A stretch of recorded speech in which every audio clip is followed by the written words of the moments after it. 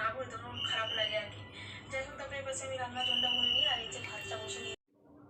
তো দেখতে পাচ্ছেন বন্ধুরা, এদিকে থালা বাসন সব ধুয়ে নিয়েছি, ধুয়ে নিয়ে দিয়ে গ্যাসটাকে মুছেও নিয়েছি। তো গ্যাসটাকে মুছে আমি ভাতটা বসিয়ে দিয়েছি, এখনও গ্যাস জ্বালায়নি। আর ফ্রিজে একটু মাংস ছিল, মাংসটা বের করে নিয়েছি, রান্না করবো আলু দিয়ে। তো আর কিছুই নেই, জাস্ট এই মাংসটুকুই ছিল। বাবা বললো যে মাংসটা তাহলে হালকা করে ওটা আলু দিয়ে ঝোল করো। তো চলুন গ্যাসটাকে জ্বালিয়ে দিয়েছি ফার্স্ট।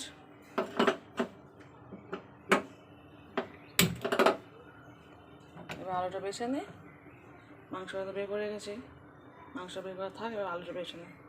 চলুন। তো আমি এই সময় দেখছি কার ভিডিও একটু বলে নিই। সম্পাদের ভিডিও দেখছি, সম্পাদের kitchen with village, Sampa kitchen with village.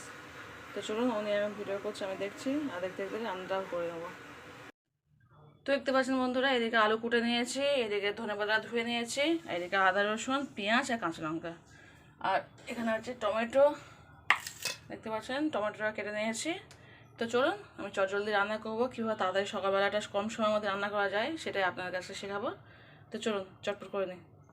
আর এদিকে দেখুন আমার ভাতটা হয়ে গেছে, আমি গ্যাসটাকে অফ করে দিয়েছি, আর মাংসটাকেও ধুয়ে নিয়েছি, অল্প মাংস আছে আগেই বলেছি। তো চলুন মাংস দিয়ে আলু দিয়ে একটু হালকা পাতলা ঝোল করব, আর তাড়াতাড়ি রান্না করতে গেলে কীভাবে রান্না করি সেটাই আপনার কাছে দেখাবো।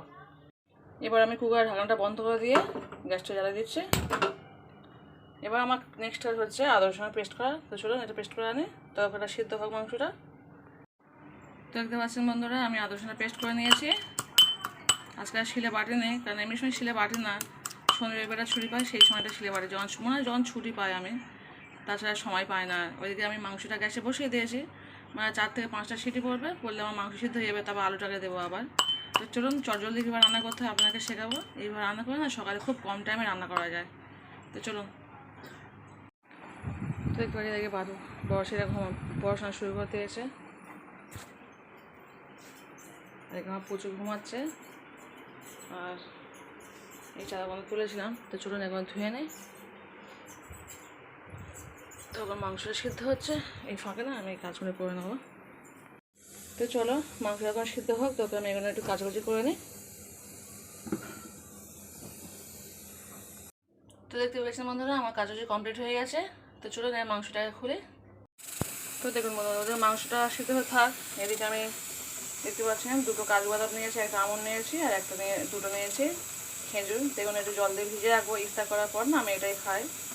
তো চলুন এটা জল দিয়ে ধুয়ে ভিজে রাখতে হয়, রাখলে সেই জলটা সহ আমি খেয়ে নিই। তো চলুন এটা ভিজে রাখি, এই জলটা খুব উপকারী জল। তো সেই কারণে এমনি তো খেজুর ইফতার সময় খাই, কিন্তু এই জলটা খুব উপকার, সেই কারণে আমি একটু ভিজে রাখি। তো চলুন ভিজে রাখি এটা, তারপর রান্না শুরু করে দেবো। তো তেলটা গরম হলে দিয়েছি পেঁয়াজ। তো দেখতে পাচ্ছেন এবার পেঁয়াজটা লাল হয়ে গেছে, এবার আমি দিয়ে দেবো এতে যে টমেটো টুকরোটা আছে সেটা দিয়ে দিয়েছি, দিয়ে দিলাম।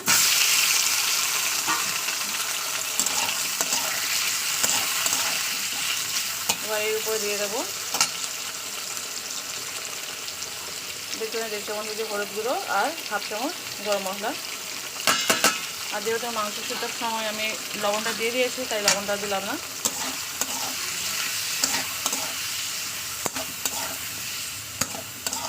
এবার দিয়ে দেবো যে আদা রসুন পেস্ট করে দিয়েছি আমাদের ছেলে, সেটা দিয়ে দেবো। তো চলুন দিয়ে দিচ্ছি আদা রসুন।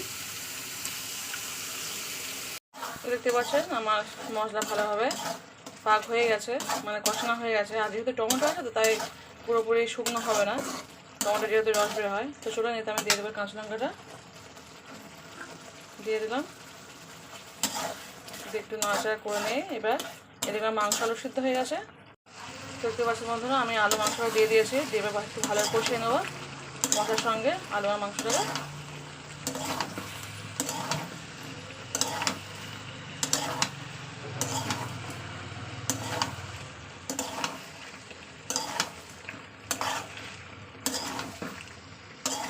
তো চলুন 2 থেকে 3 মিনিট কষাবো, কষে ফিরে আসছে।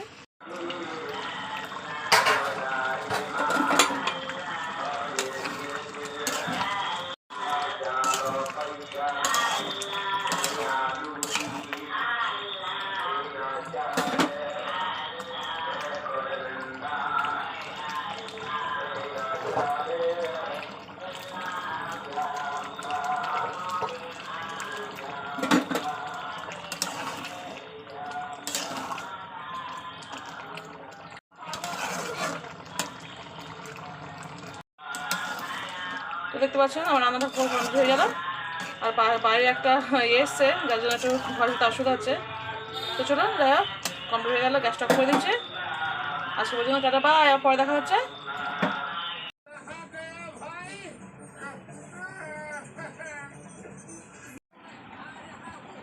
मैं सौभाग्यवती ज्वेलर के सामने खड़ा हूँ।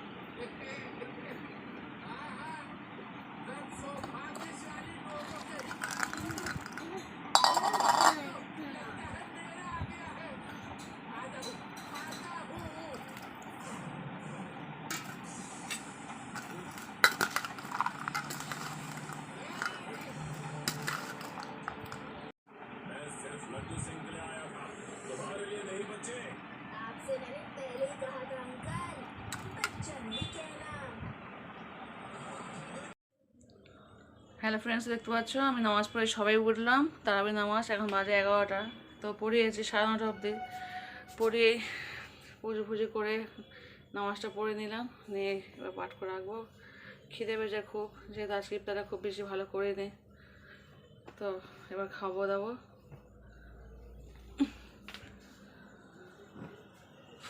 কি গরম হচ্ছে, পুরো ঘেমে যাচ্ছে নামাজ পড়তে পড়তে। এটা পরে আমি নামাজ পড়ি।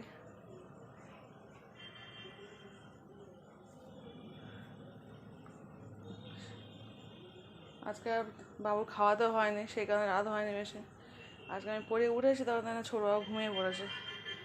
আজকে বিকালে একটু ঘুমাই, ও স্কুল থেকে এসে, তো আজকে ঘুমায়নি সেই কারণে। আর বাটি নিয়ে যা, এর সঙ্গে দেয়া যাবে না।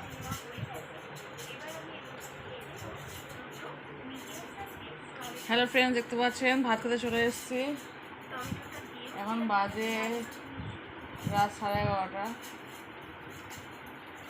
তো এই করলা আলু ভাজা করেছে আমার হাজব্যান্ড, ভাজা করেছে, আমি করিনি। আমি নামাজ পড়ছিলাম, ভাজাটা করেছে। যেহেতু সকালের মাংস তরকারি অল্প আছে, আর করলা আলু ভাজা করেছে। আমি বলেছিলাম ভর্তা করতে, আমার ভর্তা বেশি ভালো লাগে। তো বলো না, সবসময় তো ভর্তা খাচ্ছে, একটু ভাজা করে। তো আমি নামাজ পড়ছিলাম, সেই সময় ভাজাটা করে নিয়েছে। ছোটোবাবু ঘুমাচ্ছে, আগেই বলেছি, সেখানেও খাবে না এখন। আর ঘুম থেকে যদি ওঠে তাহলে ম্যাগি খাইয়ে দেবো। তো চলুন আমরা ভাতটা খেয়ে নিই, পরে আবার দেখা হচ্ছে। এর পরে আর দেখা হবে কি, এখানে তো ব্লগটি শেষ করে দেবো। তো গুড নাইট, যে যেখানে থাকবেন অবশ্যই ভালো থাকবেন। আজকে পর্যন্ত এই পর্যন্ত, টাটা বাই, গুড নাইট, আল্লাহ হাফিজ। মাংস কটা আছে এই 3টে।